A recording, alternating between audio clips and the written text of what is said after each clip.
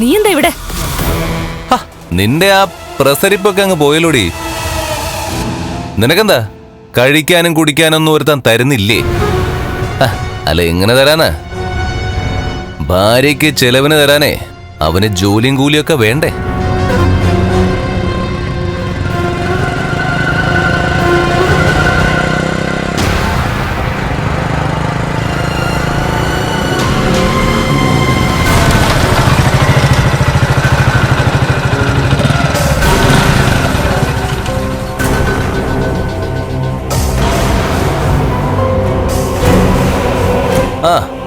വാടാ, ഇങ്ങോട്ട് കേറി വാടാ മെയ്ക്കാടുകാരാ.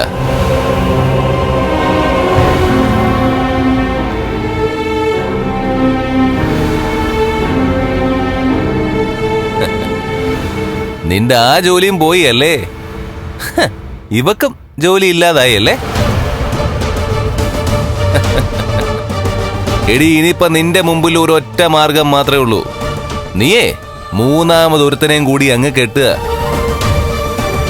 അതും അത്യാവശ്യം ചുറ്റുപാടുള്ള ഒരുത്തനെ, ജോലിയും കൂലിയും ഉള്ള ഒരുത്തനെ. അങ്ങനെ ആണുങ്ങൾക്കൊപ്പം ജീവിക്കുന്നവരെ പെണ്ണ് അന്യ ആണിനെ തേടി പോയില്ലടാ. നീയാണോടാ ആണ്?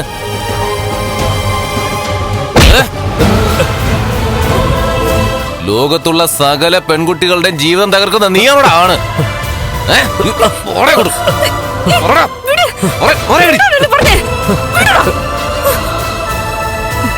ഇപ്പൊ നീ ഇവിടുന്ന് പോയില്ലെങ്കിൽ കൊരക്കത്തി നിന്റെ നെഞ്ചത്ത് കയറും. എങ്കിൽ എടുത്തോണ്ട് പാടി. ധൈര്യം ഉണ്ടെങ്കിൽ നീ പറഞ്ഞത് ചെയ്തു കാണിക്കണേ. എനിക്കതിന് കൈ വറക്കില്ല. നിന്നെ പോലെ ഒരുത്തനെ കൊന്നിട്ട് ജയിലിൽ പോയി കിടക്കുന്നതേ അന്തസാടാ. കേക്കേണ്ടത് കേട്ടില്ലേ? ഇനി നീ നിന്റെ പാടുനോക്കി പോടാ. എടാ, ഞാൻ പോയാലും വന്നാലും നീയൊക്കെ ഒരു കാര്യം ഓർത്തോ.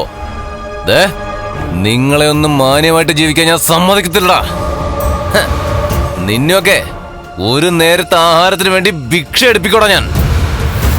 അങ്ങനെ ഭിക്ഷ എടുക്കേണ്ടി വന്നാലും നിന്റെ വീട്ടുപടിക്കലേക്ക് ഞങ്ങൾ വരില്ല.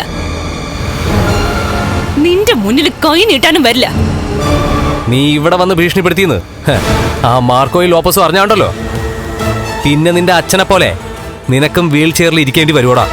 അവന്റെ ഒരു മാർക്കോയും ലോപ്പസും അവനെയൊന്നും ഭയന്ന് ജീവിക്കുന്നവനല്ലടാ ഈ മേഘൻ. അവന്റെയൊക്കെ ബലത്തില് നീ ഇവളൊക്കെ ഞെളിഞ്ഞ് നടക്കുമ്പോ ഒരു കാര്യം ഓർത്തോ. മാർക്കോ എന്ന് പറയുന്നവന്റെ തലയ്ക്ക് ഞാൻ വില പറഞ്ഞു നടക്കുക. നിനക്ക് ധൈര്യം ഉണ്ടെങ്കിൽ, നീ ചങ്കുറപ്പുള്ള ഒരാണാണെങ്കിൽ ഈ പറഞ്ഞത് മാർക്കോയുടെ മുമ്പിൽ പോയി നിന്ന് പറയടാ.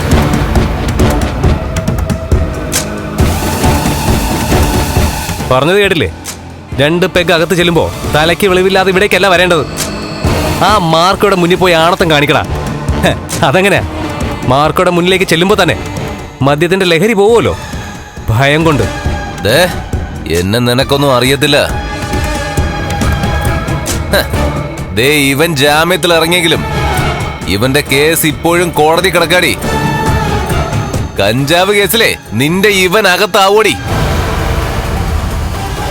അതിനുശേഷം നിന്റെ ഭാവി നന്നാക്കാൻ നിനക്ക് ഞാൻ പറഞ്ഞത് ചെയ്യേണ്ടി വരുവടി. കാശുള്ള ഒരുത്തനെ കണ്ടെത്തേണ്ടി വരും നിനക്ക് ജീവിക്കാൻ. നിന്റെ സംസാരമേ അങ്ങനെ ആയതുകൊണ്ടാ നീ ഇങ്ങനെയൊക്കെ ചിന്തിക്കുന്നേ. എന്നെ വിവാഹം കഴിച്ച ശേഷം സാഗരേട്ടൻ എന്നെ പൊന്നുപോലെ നോക്കുന്നുണ്ട്. അങ്ങനെ താലി കെട്ടിയ പുരുഷൻ അവന്റെ ഭാര്യയെ നന്നായിട്ട് നോക്കിയ നാളെ അയാൾ ഇല്ലാതായാലും ആത്മാഭിമാനമുള്ളൊരു പെണ്ണ് മറ്റൊരുത്തന്റെ തണല് തേടി പോവില്ലടാ. നഷ്ടപ്പെട്ട ഭർത്താവിനെ ഓർത്ത് ജീവിക്കുന്നതല്ലാതെ സ്വന്തം സുഖത്തിനും സന്തോഷത്തിനും വേണ്ടി ഒരു പെണ്ണും ഇറങ്ങി പുറപ്പെടില്ലടാ. നമുക്ക് കാണാവടി, നീ ഉണ്ണിയാർച്ചയാണോ അതോ ഝാൻസി റാണിയാണോന്ന്. ഇപ്പൊ എല്ലാവരോടുള്ള വാശിക്ക് ഇവനെ പറ്റിച്ചേർന്ന് നിൽക്കാ നീ. എടി, വയറ് കത്തുമ്പം നിന്റെ വിശപ്പ് കൂടുമ്പം ഈ ചിന്തയും സംസാരമൊക്കെ അവസാനിക്കുവടി. അന്ന് നിന്റെ പത്തി താനേ താണോളും. കേട്ടോടി, നാണം കെട്ടവളെ.